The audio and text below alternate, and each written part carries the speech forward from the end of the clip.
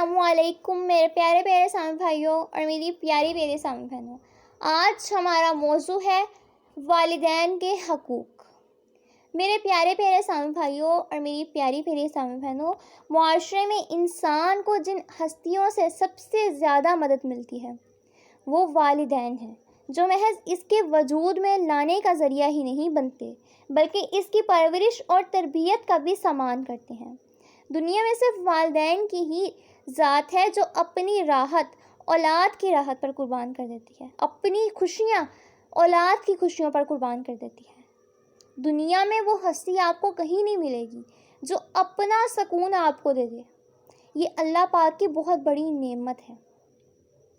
ان کی شفقت اولاد کے لیے رحمت باری تعالیٰ کا وہ سائبان ثابت ہوتی ہے جو انہیں مشکلات زمانہ کی دھوپ سے بچا کر پروان چڑھاتی ہے۔ میرے پیارے پیارے سامع بھائیوں اور میری پیاری پیاری سامع بہنوں، یہاں یہ بات یاد رہے کہ والدین کی دعا اولاد کے حق میں بہت زیادہ قبول ہوتی ہے۔ اللہ پاک اسے اپنی رحمت سے قبول فرماتا ہے، اور اس لیے والدین کو چاہیے کہ اپنی اولاد کے بارے میں زیادہ سے زیادہ دعائیں کریں اور اولاد کے حق میں زیادہ سے زیادہ دعائیں کریں اور بد دعا سے اجتناب کریں، کیونکہ جس طرح دعا قبول ہوتی ہے اسی طرح خدا نخواستہ بد دعا قبول ہو جائے تو والدین کو بھی مشکلات کا سامنا کرنا پڑ سکتا ہے اور اولاد کو بھی، معاذ اللہ۔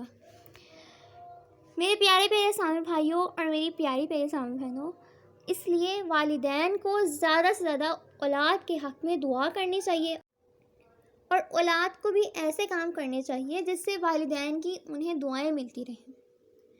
اور میرے پیارے پیارے سامع بھائیوں اور میری پیاری پیاری سامع بہنوں، انسانیت کا وجود اللہ کے بعد والدین ہی کا مرہون منت ہے۔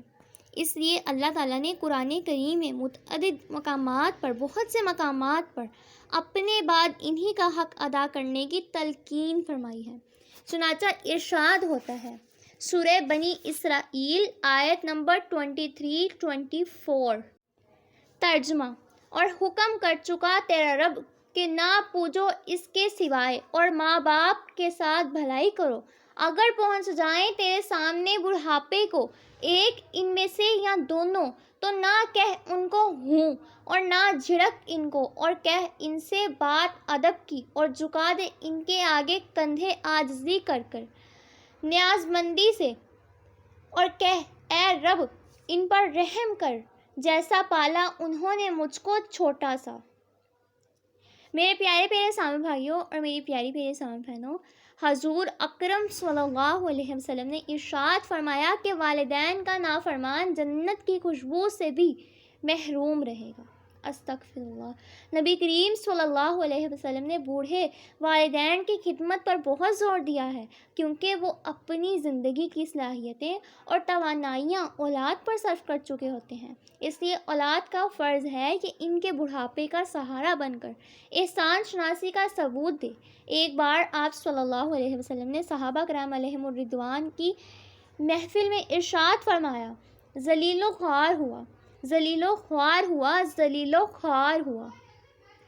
صحابہ کرام علیہم الرضوان نے دریافت کیا، کون یا رسول اللہ؟ ارشاد فرمایا، وہ جس نے اپنے ماں باپ کو یا ان میں سے کسی ایک کو یا ان میں سے کسی ایک کو بڑھاپے کی حالت میں پایا، پھر ان کی خدمت کر کے جنت حاصل نہ کی۔ استغفار۔ میرے پیارے پیارے سامع بھائیوں اور میری پیاری پیاری سامع بہنوں، دیکھا آپ نے حدیث مبارکہ میں کیا فرمایا گیا ہے؟ ذلیل و خوار ہوا۔ استغفار۔ ہمیں اپنے والدین کی خدمت کرنی چاہیے اور ان کا زیادہ سے زیادہ ساتھ دینا چاہیے۔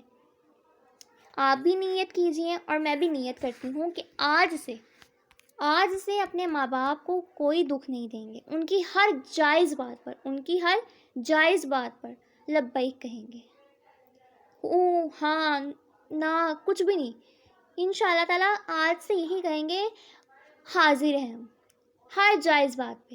یہ نہیں کہیں گے 2 منٹ، 1 منٹ، آدھا منٹ، یہ نہیں کہیں گے، بلکہ حاضر ہیں ہم، یہ کہیں گے انشاءاللہ تعالیٰ ہر جائز بات پہ۔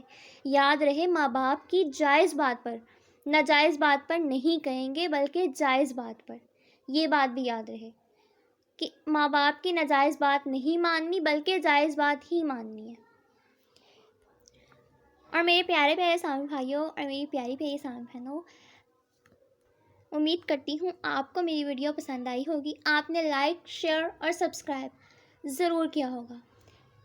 مزید اسلامی ویڈیوز دیکھنے کے لیے میرے چینل کے ساتھ وابستہ رہیں. فی امان اللہ. اللہ حافظ.